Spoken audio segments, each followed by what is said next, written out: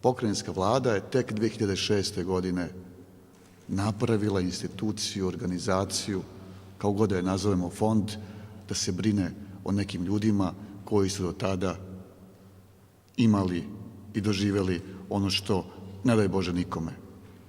Mi želimo da završimo tu priču u najskorije vreme i da vas gledamo upravo da stojite u redu, onom istom redu, tamo gde smo mi rođeni, tamo gde je većina vas rođena i tamo gde će vaša pokolenja biti rođena.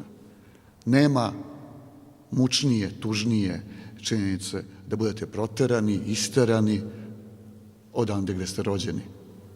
Pokrajinska vlada unazad nekoliko godina, a najbitnije ove 2 godine, polako gazimo 3. godinu, da smo osmislili na koji način da pomognemo svakom ugroženom čoveku koji živi na teritoriji autonomne pokrajine Vojvodine. Nebitno kako se zove, nebitno kom Bogu se moli, nebitno s koje strane planete je došao u sreći ili nesreći. Nažalost, imali ste nesreću koja je doživeti samo jednom, a neko od vas i više puta. Pokrajinska vlada, na čijem čelu je Igor Mirović, veoma vodi računa o populaciji koju vi predstavljate.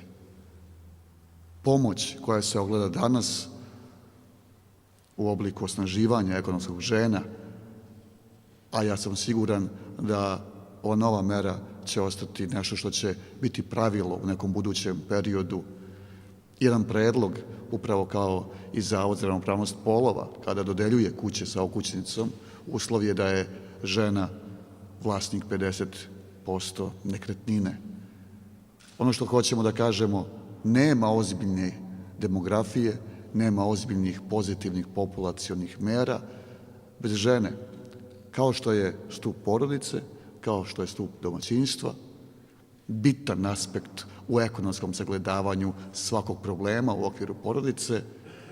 Fond je to prepoznao, pokrajinska vlada je to prepoznala. U svu zahvalnost i na predlogu direktora Ćutila, na predlog pokrajinske vlade, u nadi da i ove godine će rebalansom budžeta biti prepoznate vaše potrebe, prepoznati vaši problemi, ukalkulisani u ono što se kaže u cifre, u novac, i da ćemo do kraja godine učiniti da vam bude bolje, da vam bude lakše, jer prepoznati vašu hrabrost u očima, na nama je samo da to bude refleksija kod nas. Hvala vam.